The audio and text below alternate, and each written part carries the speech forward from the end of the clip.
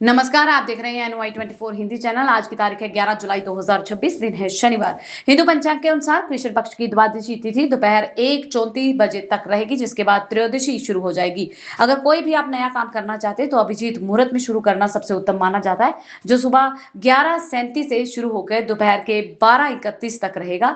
और नया काम आप राहु काल में ना ही करें तो अच्छा रहेगा। वो राहु काल का समय जो है 8:40 से सुबह के 10:22 तक रहेगा। अब बढ़ते हैं इस बुलेटिन की अहम और बड़ी खबरों की तरफ। सबसे पहली और अहम खबर की तरफ चलते हैं। पीएम मोदी के स्वागत में तिरंगे से जगमगाया ऑकलैंड का स्काई टावर। न्यूजीलैंड दौरे की भव्य शुरुआत हुई है। प्रधानमंत्री नरेंद्र मोदी तब न्यूजीलैंड दौरे के दौरान ऑकलैंड में उनका भव्य स्वागत किया गया। इस अवसर पर शहर के प्रतिष्ठित स्काई टावर को भारतीय तिरंगे की रोशनी से सजाया गया, जो भारत न्यूजीलैंड की मजबूत मित्रता का प्रतीक बना हुआ है। मोदी का भारतीय समुदाय ने भी गर्मजोशी के साथ स्वागत किया। वहीं दूसरी तरफ उत्तर प्रदेश में मंत्री संजय निषाद ने बूथ सम्मेलन में बताया कि मिशन 2027 का प्लान, बोले अब बंदूक में नहीं बटन में है ताकत। उत्तर प्रदेश के जौनपुर में बूथ कार्यकर्ता सम्मेलन को संबोधित करते हुए मंत्री संजय निषाद ने कहा कि लोकतंत्र में असली ताकत अब बंदूक की नहीं बल्कि वोट के बटन की पावर की है। उन्होंने बताया कि बूथ स्तर पर संगठन मजबूत करने का आहरण करते हुए मिशन 2027 में भाजपा को 403 सीटें जिताने का लक्ष्य बताया है। अब बात कर रहे हैं राम मंदिर चंदा चोरी मामले की। तो स्वतंत्र जांच की मांग वाली याचिकाओं पर सुप्रीम कोर्ट 13 जुलाई को करेगा सुनवाई। राम मंदिर चंदा चोरी मामले में स्वतंत्र जांच की मांग करने वाली याचिकाओं पर सुप्रीम कोर्ट को 13 जुलाई को सुनवाई करेगा। याचिकाकर्ताओं ने मामले की निष्पक्ष जांच और किसी स्वतंत्र एजेंसी से मांग की है कि इसकी जांच की जाए। कोर्ट की सुनवाई पर सभी पक्षों की नजर टिकी हुई है। इसी बीच की अगर बात की जाए तो ईरान से बातचीत होगी, लेकिन युद्ध विराम अब खत्म। ट्रंप का अब नया ऐलान सामने आया है। अमेरिकी राष्ट्रपति डोनाल्ड ट्रंप ने कहा कि अमेरिका ईरान के साथ बातचीत के लिए तो तैयार है, लेकिन दोनों देशों के बीच में युद्ध विराम अब समाप्त हो चुका है। उन्होंने संकेत दिए कि आगे की रणनीति बातचीत के नतीजों और क्षेत्रीय हालत के आधार पर तय की जा सकती है।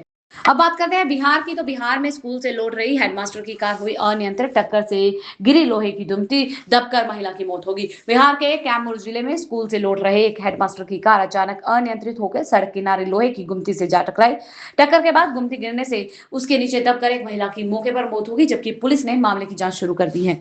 वहीं दूसरी तरफ उत्तर प्रदेश में योगी सरकार ने यूपी के 75 जिला पंचायत अध्यक्षों को बनाया प्रशासक।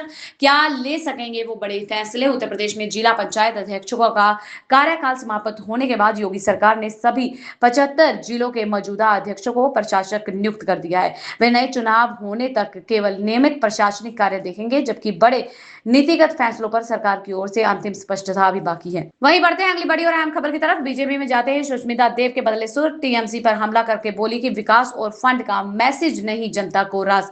हाल ही में बीजेपी में शामिल हुई पूर्व सांसद सुष्मिता देव ने टीएमसी पर निशाना साधते हुए कहा कि राज्य सरकार का विकास व फंड का संदेश जनता तक प्रभावी ढंग से नहीं पहुंच पाया। उन्होंने दावा किया कि यही वजह है कि पश्चिम बंगाल में टीएमसी के प्रति लोगों का भरोसा लगातार कम हो रहा है। वहीं दूसरी तरफ दिग्विजय सिंह उज्जैन अयोध्या यात्रा पर कांग्रेस ने बनाई दूरी। प्रदेश प्रभारी बोले यह निजी दौरा है। मध्य प्रदेश कांग्रेस के प्रदेश प्रभारी से स्पष्ट किया कि वरिष्ठ नेता दिग्विजय सिंह की उज्जैन से अयोध्या यात्रा पूरी तरह निजी है और उसका पार्टी से कोई संबंध नहीं है। उन्होंने कहा कि यह उनका व्यक्तिगत धार्मिक कार्यक्रम है, इसे कांग्रेस के आधिकारिक कार्यक्रम के साथ मिलाकर जोड़कर ना देखा जाए। अगली बड़ी खबर दिल्ली से आ रही है, जहां नकली दवा रैकेट का मास्टरमाइंड गिरफ्तार कर लिया गया। बीबीए पास आरोपी कई राज्यों में करता था सप्लाई। दिल्ली क्राइम ब्रांच ने नकली दवाइयों के बड़े रैकेट का सरगना गिरफ्तार कर लिया। बीबीए पास आरोपी नामी दवा कंपनियों की हूबही पैकेजिंग तैयार करके नकली दवाई कई राज्यों में सप्लाई करता था। पुलिस मामले में अन्य आरोपियों और नेटवर्क की जांच की जा रही है। अगर बात की जाए तो खान सर की जमानत पर फैसला टल गया है। अब 13 जुलाई को अदालत सुनाएगी आदेश। पटना के चर्चित शिक्षक खान सर की अग्रिम जमानत याचिका पर फैसला फिलहाल टाल दिया गया। पटना सिविल कोर्ट ने मामले की अगली सुनवाई 13 जुलाई तक तय की है। कोर्ट इस मामले से जुड़े दस्तावेजों और पक्षों की दलीलों पर विचार करने के लिए अग्रिम जमानत पर फैसला सुनाएगी। बढ़ते हैं इस बुलेटिन की अगली बड़ी और अहम खबर की तरफ। चीन में मेगा डैम पर उठे सवाल। चीनी विज्ञानियों ने ही बताया भूकंप और लैंडस्लाइडिंग का बड़ा खतरा। ब्रह्मपुत्र नदी पर चीन के निर्माणाधीन मेगा डैम को लेकर सरकारी समर्थन प्राप्त चीनी वैज्ञानिकों ने चेतावनी दी है कि यह परियोजना सक्रिय फ्लैट लाइन पर स्थित है। विज्ञानियों के अनुसार इससे भूकंप, लैंडस्लाइडिंग, रचनात्मक अस्थिरता का खतरा बढ़ सकता है, जिससे परियोजना की सुरक्षा पर गंभीर सवाल खड़े हो रहे हैं। अगली बड़ी खबर पड़ोसी देश पाकिस्तान से आ रही है, जहां मुजफ्फराबाद मार्ग से घबराया पाकिस्तान। पीओके में 17,500 से ज्यादा सैनिक किए गए तैनात। पाकिस्तान अधिकृत कश्मीर यानी कि पीओके में प्रस्तावित मुजफ्फराबाद मार्च से पहले पाकिस्तान ने पूरे क्षेत्र में सुरक्षा कड़ी कर दी है और 17,500 से अधिक सैनिक तैनात किए गए हैं। विरोध प्रदर्शन को आगे बढ़ाते हुए जन आक्रोश के बीच पीओके को छावनी में तब्दील कर दिया गया। वहीं उत्तर प्रदेश के गोंडा में पेट्रोल में पानी की शिकायत पर बड़ी कार्रवाई, भारत पेट्रोलियम के 4 नोजल सीज कर दिए गए। उत्तर प्रदेश के गोंडा में पेट्रोल में पानी की मिलावट की शिकायत मिलने के बाद प्रशासन ने भारत पेट्रोलियम के एक पेट्रोल पंप पर कार्रवाई करते हुए 4 पेट्रोल नोजल सील कर दिए हैं। ईंधन के नमूने जांच के लिए भेज दिए गए। रिपोर्ट आने के बाद आगे की कार्रवाई की जाएगी। अगर कोई दोषी पाया जाता है तो संबंधित कार्रवाई भी की जाएगी। अब बात करते हैं मार्केट की, तो आईपीओ मार्केट में लोटी बहार। सेबी ने एक साथ 5 कंपनियों को दी हरी झंडी। भारतीय शेयर बाजार में आईओपी गतिविधियां तेज हो गई हैं। सेबी ने इस सप्ताह एक साथ 5 कंपनियों जिसमें जेटवर्क, टर्नोबो, इमेज, रेंटोमोजो, मेरी रिटेल और गुजरात विक्ट्री को आईपीओ लॉन्च करने की मंजूरी दे दी है, जिससे प्राथमिक बाजार में नई हलचल देखने को मिल सकती है। अब बात करते हैं पंजाब की भगवंत मान सरकार की। टू से गूंजा पंजाब। भगवंत मान सरकार की मामा धिया सत्कार योजना बनी वायरल ट्रेंड। पंजाब सरकार की मामा धिया सत्कार योजना सोशल मीडिया पर जबरदस्त ट्रेंड कर रही है। महिलाओं के खाते में योजना की राशि आने के बाद टू नोटिफिकेशन साउंड पर बनाई गई रील्स तेजी से वायरल हो रही है। लोग इसे योजना की लोकप्रियता से जोड़कर देख रहे हैं। हरमनप्रीत कौर ने रचा इतिहास। इंटरनेशनल क्रिकेट में पूरे किए 9,000 रन। भारतीय महिला क्रिकेट टीम की कैप्टन हरमनप्रीत कौर ने अंतरराष्ट्रीय क्रिकेट में 9,000 रन पूरे कर नया कीर्तिमान आपने स्थापित कर लिया अपने नाम। इसके साथ ही मिताली राज और स्मृति मंथना के बाद यह उपलब्धि हासिल करने वाली वो तीसरी भारतीय महिला क्रिकेटर बन गई हैं। दूसरी तरफ भारत का फीफा वर्ल्ड कप सपना कैसे होगा पूरा, रॉबिन सिंह ने बताया रोड मैप। मैसी ने भी की जमकर तारीफ। पूर्व भारतीय फुटबॉलर रॉबिन सिंह ने कहा कि भारत को फीफा विश्व कप में जगह बनाने के लिए जमीनी स्तर पर खिलाड़ियों का विकास, बेहतर घरेलू ढांचा, लंबी अवधि की योजना पर काम करना होगा। उन्होंने मैसी की प्रशंसा करते हुए कहा कि उनकी निरंतरता और खेल की समझ उन्हें दुनिया के सबसे महान खिलाड़ियों में शामिल करती है। अब बात करते हैं असम सरकार की, तो असम सरकार का बड़ा फैसला सामने है। एक से ज्यादा शादी करने वालों को नहीं मिलेगा सरकारी योजनाओं का लाभ। असम सरकार ने 2026-27 के बजट में प्रस्ताव रखा है कि जो व्यक्ति एक से ज्यादा शादी करता है उसे राज्य सरकार की कल्याणकारी योजनाओं का लाभ नहीं मिलेगा। इसके अलावा यदि कोई सरकारी कर्मचारी कानून के तहत बहुविवाह का दोषी पाया जाता है तो उसके खिलाफ सेवा से बर्खास्तगी का कार्रवाई का प्रस्ताव रखा जाएगा। सरकार का कहना है कि इसका उद्देश्य महिला सशक्तिकरण, लैंगिक न्याय और सरकारी योजनाओं में पारदर्शिता को बढ़ावा देना है। ध्यान देने वाली यहाँ बात यह है कि यह बजट में घोषित एक सरकारी प्रस्ताव है। इसे पूरी तरह लागू करने के लिए आवश्यक कानूनी और प्रशासनिक प्रक्रियाएं पूरी की जाएंगी, जिससे संबंधित नियमों में संशोधन भी शामिल हो सकता है। इस घोषणा के बाद देश भर में इस फैसले को लेकर राजनीतिक और सामाजिक बहस तेज हो गई है। अब बात करते हैं उत्तर प्रदेश की, तो उत्तर प्रदेश में करोड़ों की काली कमाई करने वाले पूर्व आरटीओ ललित कुमार पर अब ईडी का शिकंजा लिए दस्तावेज। उत्तर प्रदेश के पूर्व एआरटीओ ललित कुमार पहले से ही आय से अधिक संपत्ति मामले में जांच के दायरे में है। हाल ही में विजिलेंस की छापेमारी में करोड़ों रुपए की नकदी, सोना, चांदी और कई चल अचल संपत्तियों से जुड़े दस्तावेज बरामद हुए हैं। अब आयकर विभाग ने भी इन दस्तावेजों को अपने कब्जे में लेकर उनकी आय के स्रोत और कर संबंधी पहलुओं की जांच शुरू कर दी है। आयकर विभाग ये भी पता लगाने में भी जुटा हुआ है कि बरामद संपत्तियां और लेन देन घोषित आय के अनुरूप हैं भी या नहीं। यदि जांच में टैक्स चोरी, बेनामी निवेश या फिर आय छिपाने के सबूत मिलते हैं तो संबंधित कानूनों के तहत उनके खिलाफ कार्रवाई की जाएगी। फिलहाल जांच जारी है। अंतिम निष्कर्ष जांच पूरी होने के बाद सामने आएंगे। बढ़ते हैं इस बुलेटिन की अगली बड़ी और अहम खबर की तरफ। क्या अब घर बैठे बदल सकेंगे आधार में पता और मोबाइल नंबर? जानिए नया आधार ऐप कैसे करेगा काम इस बुलेटिन में। UIDAI के नए आधार ऐप के जरिए आधार में पता, मोबाइल नंबर अपडेट करने की सुविधा शुरू की जा रही है। ऐप में दस्तावेज अपलोड करने, फेस ऑथेंटिकेशन के जरिए पहचान सत्यापन करने के बाद कई अपडेट घर बैठे किए जा सकेंगे, जिससे आधार सेवा केंद्रों पर लंबी कतारों से राहत मिलने की उम्मीद है। हालांकि UIDAI की आधिकारिक वेबसाइट पर अभी भी यह जानकारी उपलब्ध है कि मोबाइल नंबर अपडेट के लिए आधार नामांकन अपडेट केंद्र पर जाने की आवश्यकता होती है। इसलिए नए ऐप की सुविधा चरणबद्ध तरीके से लागू की जा रही है और सभी सेवाएं हर उपभोक्ताओं के लिए तुरंत उपलब्ध हो ये जरूरी नहीं है। रुक करते हैं अगली बड़ी और अहम खबर का। शेखर सुमन के सहयोगी धर्मेंद्र संघानी पर ईडी का शिकंजा, विदेशी बैंक खातों और संपत्तियों की जांच तेज कर दी गई।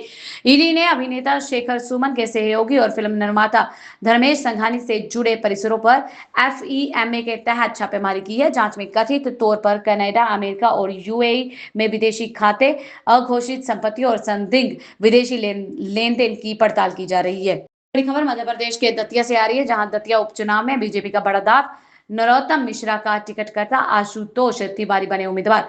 मध्य प्रदेश में दतिया विधानसभा उपचुनाव में बीजेपी ने बड़ा फैसला लेते हुए पूर्व गृह मंत्री नरोत्तम मिश्रा की जगह आशुतोष तिवारी को उम्मीदवार बनाया। पार्टी के इस फैसले का बड़ा राजनीतिक बदलाव माना जा रहा है, जबकि नरोत्तम मिश्रा को इस सीट का प्रमुख दावेदार माना जा रहा था। अब बात करते हैं मौसम विभाग की, तो यूपी में मानसून का कहर जारी है। आईएमडी का भारी बारिश का अलर्ट जारी किया गया। कई जिलों में प्रशासन सतर्क नजर आ रहा है। भारतीय मौसम विभाग ने उत्तर प्रदेश के कई जिलों में भारी से बहुत भारी बारिश का अलर्ट जारी किया है। लगातार बारिश की आशंका को देखते हुए प्रशासन को सतर्क रहने के लिए निर्देश दिए गए हैं, जबकि लोगों से अनावश्यक यात्रा से बचने और मौसम संबंधी सलाह का पालन करने के लिए अपील की गई है। इस बीच अगर हिमाचल की बात की जाए तो हिमाचल में बारिश बनी आफत।